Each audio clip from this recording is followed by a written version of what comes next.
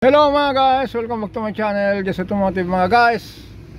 Araw ng linggo pero meron tayong pag-usapan dito nung ginawa natin araw ng yan. Kita nyo po yung so story kasi nito mga guys. December po yan 12. Yan, rescue po natin to mga guys kasi may lumabas na suction control. Yan, supply ng fuel. Tapos limiter malfunction naka-pending. Kasi mga guys, nagpalit po sila ng ng suction control valve na nagkaroon ng problema. Kasi mga guys, ang naging problema po nito po, yung idling niya po gumagasbang sabay namamatay. Minsan normal, minsan magaspang sabay patay. Ngayon mga guys, ang gagawin natin dito dahil andito na siya, naayos na natin, pag-usapan na lang natin. Start tayo. Yon, yung naiwan na ilaw, handbrake, saka pintuan. Kasi mga guys, ulitin natin, ito po, pagkwentuhan natin to.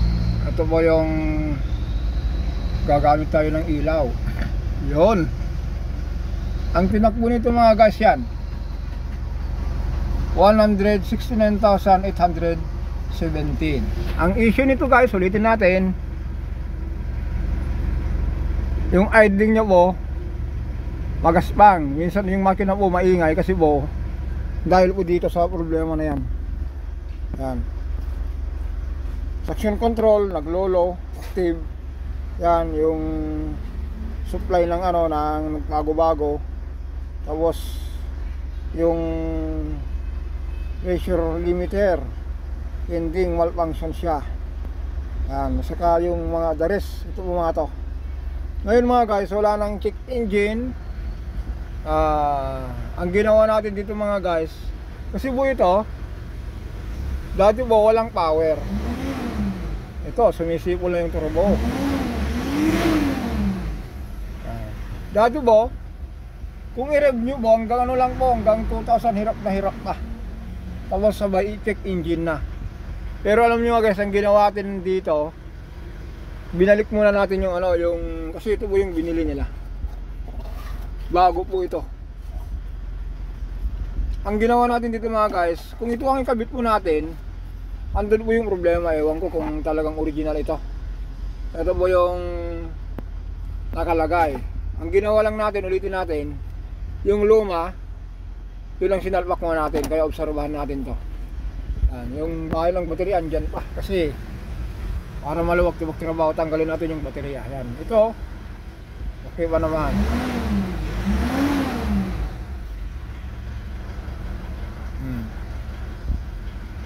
Mga guys, sulitin ko sa mga ganitong troubleshoot po, yung mga walang scanner, i-try nyo lang po yung ginawa natin. Ilinis nyo po yung kasi meron pong ito, meron pong asan nyo po yung lock na yan. Yan, kung tinanggal nyo yung lock na yan, huwag nyo nang pansinin yung kuko ko. Kung tinanggal nyo yung lock, aangat po nyan, yung check valve po nyan. Minsan po, dun sa loob, yung pinakabahay po nito, silindro po, magaspang. Ang ginawa lang natin mga guys, lininis lang natin. Ginamitan natin ng liha na na 2,000. Tapos ginamitan natin ng tawag dito yung metal polish. Habang habang linilinis po, sinusundot po yon, tanggalin yung spring, saka natin lagyan ng metal polish. Hindi ko na ipakita mga guys kung yung ginawa ko talaga doon kasi po matakaw tayo sa oras. Kasi po ito, rescue tayo rito.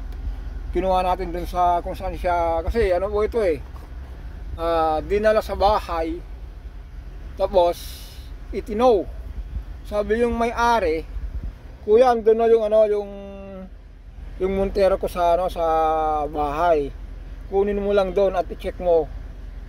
Yan, tinanong ko kung yung ginawa nila doon, kasi nung tumirik ito mga guys, nangyari po nito nung tumirik, tinawagan tayo pero very busy tayo, hindi ko po siya na asisan. nag-conclude sila na ito ang problema. Kasi namatay daw po yung makina, tapos ayaw nang umandar. Nung pinalitan nila ng ganito, umandar po siya. Pero ang nagiging problema, kung i-review po siya, pasok sa 2,000, tapos babagsak, ayaw nang umandar uli, start uli. Ganun lang parating nangyayari. Sabi nga nung, banggitin ko sana yung pangalan, pero wag na, baka magagalit. Sabi niya, Kuya Jess, ang sabi mo parang fuel deliver, parang fuel pump o kaya injection pump. Kasi kung hindi mo binumbaan yung pit pump niya, ayaw umandar. Pero kung binumbaan mo, naandar. Ito po kasi mga guys, ito yung ng diesel, control ng diesel. Kung ito po nagwas na nagluko, wala pong internal na fuel po sa common rail. Nangyayari po, i-hold nyo po niyan, tapos during rev po, dapat po magtrabaho yung check valve na yan. Nangyari po ito, hindi ko masabi kung hindi niya kamatis kasi po, sa scanner po, yung katulad po niyan, yun nag-stack. Yun po ang lumabas. Ito ang gagawin natin dito mga guys, for observation. Linggo ngayon hanggang Lunes ng hapon, i-road test natin kung naging success po yung ginawa natin na paglilinis yung suction control. Kasi po ulitin natin, ito po yung bago. Ito po yung kahon. Hindi natin alam kung original po ito kasi silang bumili. Pero kung original po ito, hindi natin alam kung meron pong sa part number na to. Baka po hindi niya katugma. Kasi po mga guys, gagawa tayo ng ilang bukas. Abangan nyo kayo tama sa bukas. Salpak natin to. Kung anong kalabasan po yung itong sensor na to. Makikita nyo po yan. Kaya ito mga guys, o reminder lang. Sabi ko nga po, magdaldalan lang muna tayo rito. Maganda po yung andar niya. May power. Tapos hindi po siya namamatay. Tapos yung idling niya po, hindi po gumagaspang. Patay.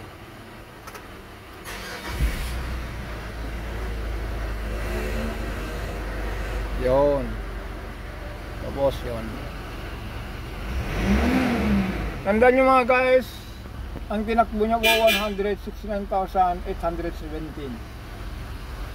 Ang ginawa na muna natin for observation po, ulitin natin, ito po, yung luma pa rin ang ginamit natin dito. Kaya siguro po ulitin natin sa mga kilala natin mga mekaniko o kaya yung mga baguhan ng mga mekaniko, kung meron kayong Montero 4056 engine, kung gumagaspang yung idling nyo tapos iingay yung makina tapos biglang namamatay, i-trial nyo lang munang ilinis ito. Baka sakali makuha natin o kaya makuha nyo. Sibo, ganito muna ang ginawa ko rito. Di ba mga guys, for the next video, subukan natin ilagay ito bukas kung anong kalabasan nito. Kasi ulitin natin, kung ito po ang nakalagay, ang RPM po hirap na hirap sa 2,000. Ito po, yung original niya, malakas. Okay mga guys, for tomorrow, abangan nyo. Dito tayo sa sa suction control na bago. Kung ano ang i-report niya sa atin, kung ano ang reaction niya. Okay. See you tomorrow. Bye bye.